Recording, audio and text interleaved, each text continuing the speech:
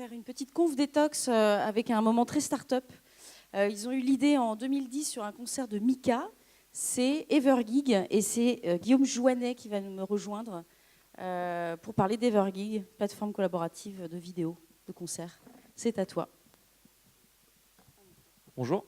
En fait, on est deux fondateurs, enfin on est trois cofondateurs, Guillaume Jouanet, Arthur Dagard. Le jamais dire jamais, c'est vrai. Et il y a un truc dont on n'a pas parlé, ils n'ont pas parlé, c'est la temporalité. Vite fait sur le fait que Melty a mis 10 ans avant d'arriver là où ils en sont. Mais en fait, les amis, c'est horrible. Les amis et la famille, parce que vous les voyez tous les 3, 4 semaines, 6 mois. Et à chaque fois qu'ils vous voient, c'est alors ton projet, ça en est où? Ça n'a pas avancé.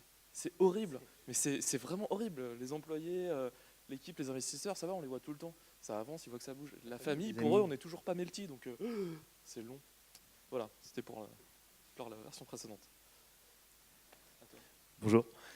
Donc effectivement, comme Marion le disait si bien, on est là pour vous parler aujourd'hui d'Evergig, qui est pour parler un petit peu de ce qui a déjà été évoqué avant. Je pense qu'on se reconnaît dans beaucoup de points évoqués par vous, messieurs. Et l'idée remonte à maintenant, il y a... Alors, je ne sais pas où est la petite télécommande, par contre. Juste là, ça va marcher beaucoup mieux.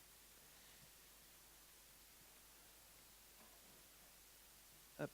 Voilà. On a eu l'idée, en fait, avec Arthur, il y a de ça un bon bout de temps, sur un concert.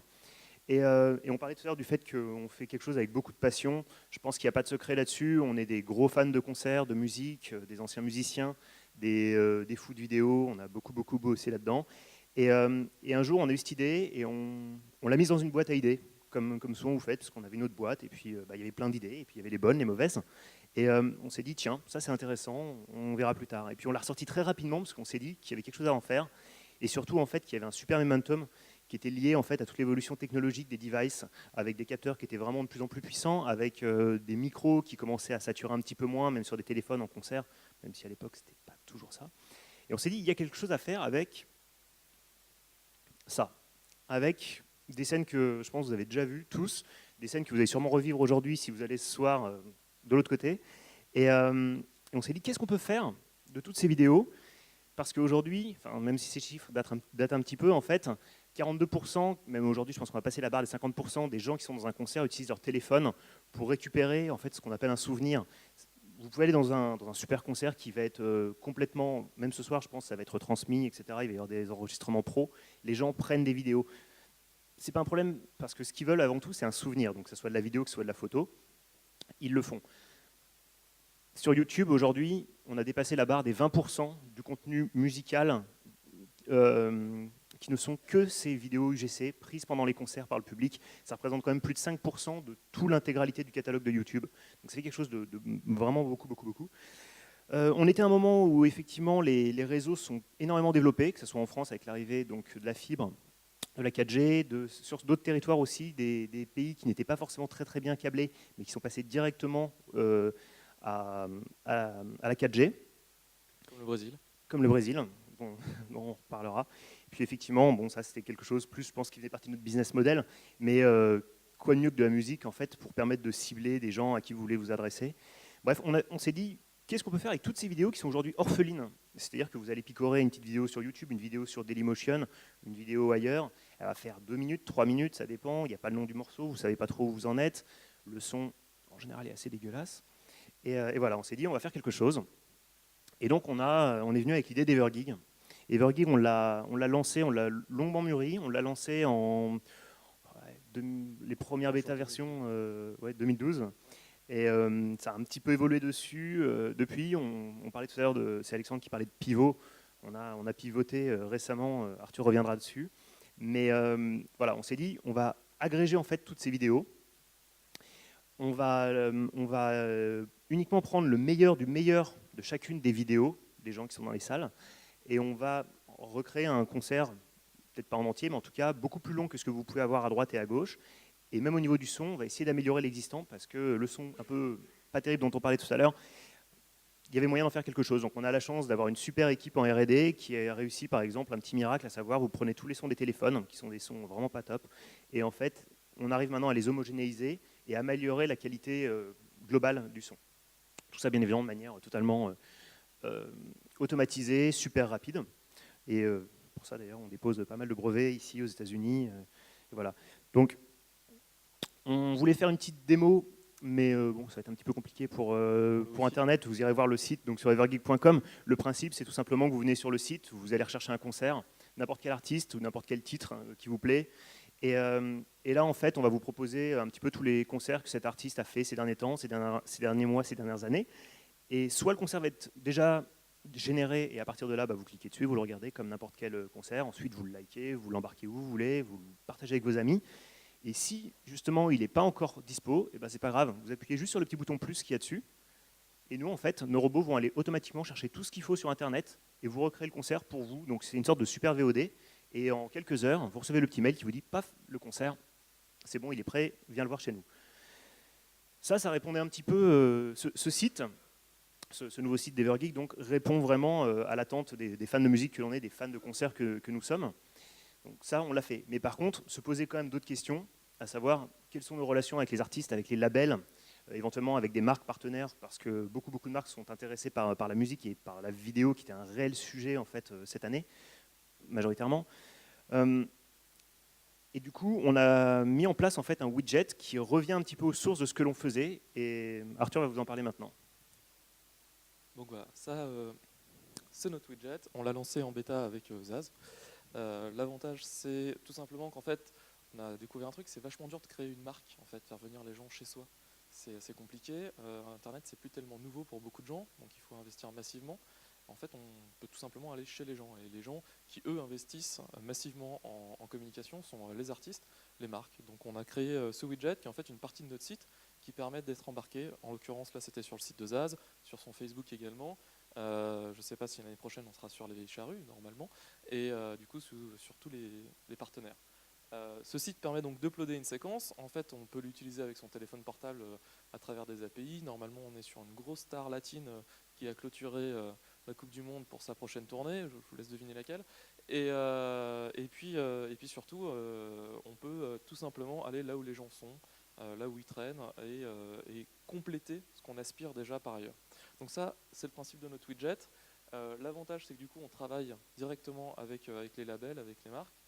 C'est gratuit pour tout le monde, que vous soyez un collégien de 14 ans avec votre groupe de rock, que ça soit un label, c'est gratuit. Après, il y a des fonctionnalités qui se rajoutent, c'est le principe du freemium. C'est super simple, grosso modo, vous avez la date, le nom de votre groupe et le lieu à nous envoyer. Et puis, on est dans notre player qui nous permet évidemment d'être dans le triptyque viral Facebook, Twitter, Tumblr, Reddit, etc. Nous, au niveau d'Evergeek, on essaie d'avancer le plus vite possible. Comme je disais, il y a un problème de temporalité entre l'extérieur et l'intérieur. Donc on a lancé la bêta version l'année dernière, il y a 2 ans. On a levé auprès de Partech et 360 en seed. On est là pour parler de web, donc les investisseurs, c'est aussi important. Ça nous a permis de bien avancer. On voulait notamment Partech, puisqu'ils avaient l'expérience dans la musique, une double expérience qui était Dailymotion et Digitic. Et 360 un peu dans le crowdsourcing funding, en tout cas la mutualisation avec Litchi. Pour ce qui est des concerts, on a au moment du pivot justement passé de la première à la 5e en termes de quantité, puisque on passait des accords au cas par cas en maison de disques en France. Et en fait, les maisons de disques, il faut bien comprendre pourquoi elles vont mal, c'est qu'elles n'ont toujours pas compris Internet. On le voit d'ailleurs très bien, leur acharnement sur SoundCloud et sur Spotify et Deezer, quand on voit que SoundCloud fait 5 fois plus que les deux réunis. C'est qu'elles n'ont toujours vraiment pas compris Internet. Mais du coup, on était quand même supportés chez eux, et heureusement par quelques personnes clés qui nous ont aidés en une année à faire 150 concerts. Mais ça allait pas assez vite, et surtout c'était très français, et je dirais même presque parisien. Or, nous, on a une techno qui est capable de vous recréer un concert dans la ville de Brésil ou en même temps à San Francisco ou Tokyo. Donc on voulait un truc mondial, on a tout refondu, et en fait on est devenu une sorte de méga moteur de recherche, comme disait Guillaume. Vous demandez à un artiste, nos bots vont créer le concert s'il n'est pas déjà disponible, et vous l'envoie sur votre petite boîte mail, le partage partout où vous souhaitez le partager, etc. On a déjà 1800 concerts en quelques semaines là, et donc plus vous êtes nombreux à venir et à réclamer des concerts, plus cette base augmente. 1800 concerts, on a à peu près 1 million de concerts aujourd'hui disponibles à la demande, donc il faut venir les demander. Ça représente à peu près 7-8 millions de titres. Voilà, ça c'est assez important, les titres, puisqu'on vient de faire aussi un pivot dans le service. Avant on proposait les concerts, mais qui aujourd'hui à 1h30, 2 heures ou même la moyenne de nos concerts c'est plutôt 25-27 minutes. Qui a 27 minutes de libre dans sa journée? On parlait tout à l'heure de la consommation et du switch rapide. Très peu de gens. Par contre, beaucoup de gens ont envie d'écouter des morceaux et les maisons de disques produisent effectivement des albums entiers en clip comme c'est le cas pour Beyoncé, mais ça c'est 0,0001% des artistes. Tous les autres, eux, n'ont pas des clips en entier et puis surtout, leurs fans ont envie de revoir des performances live. Donc du coup, aujourd'hui, vous arrivez, vous tapez, je sais pas, Start Me Up des Rolling Stones et vous aurez plusieurs versions de Start Me Up, notamment la dernière qui a eu lieu il y a 2-3 semaines à Paris, alors que pour attendre leur DVD, il va vous falloir 6 mois ou 9 mois s'il y a DVD ou Blu-ray. Voilà. Du coup, ce business model nous a fait changer tout ça. Et du coup, on a une grosse croissance aux US alors qu'avant, on n'existait quasiment qu'en France, donc on est assez content. Et pour nous, on est à 15% par semaine, donc c'est plutôt cool. Voilà. Sur l'essence même de notre techno, pour ceux qui ont rapidement compris, on fait des concerts, mais on a surtout une techno qui permet de monter automatiquement des images prises avec vos téléphones. Et en fait, l'avenir, il est vraiment, vraiment là. Du coup, l'avenir, il est là, en fait. Vous avez déjà tous vu ces images dans maintes et maintes conférences, dans vos boards de marketeurs et tout. Mais nous, on est allé plus loin parce qu'on veut le faire, en fait. Ce qu'on veut faire, c'est recréer le scrapbook de vos grands-mères à l'époque, quand elles faisaient les albums de mariage photo, où elles mettaient ça, c'est tout ce qui s'est passé dans la journée, etc. Nous, on pense qu'aujourd'hui, la vidéo a un problème, c'est qu'on échange les vidéos de manière sur des canaux uniques. Je vous envoie une vidéo YouTube, vous m'envoyez une vidéo par email, je vous l'envoie sur votre Dropbox, etc. Il n'y a pas d'échange et de mutualisation. Et c'est pour ça qu'en fait, on pense qu'on peut arriver dans le sport, dans les news et dans les events, voire même surtout dans le social et dans vos vies à vous, directement en inventant l'UGC qui imite la VOD et qui transforme en CPC. Donc c'est le Collaborative Personalized Content. Et l'objectif, c'est vraiment de se dire, bah, en fait, le CPC, on est tous au mariage de Sophie.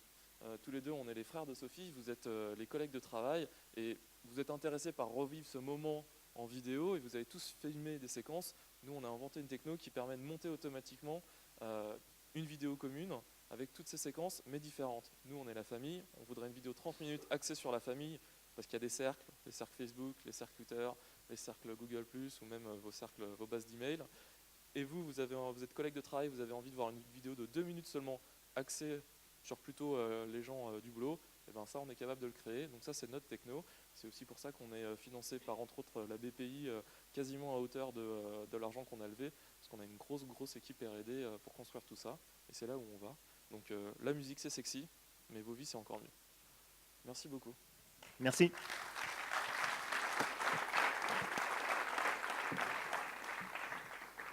Merci à tous les deux. On va faire une pause de 20 minutes et on va retrouver Laurent Soli de Facebook France juste après ici sur scène. Voilà, donc bonne petite pause et on se retrouve ici à 11h20.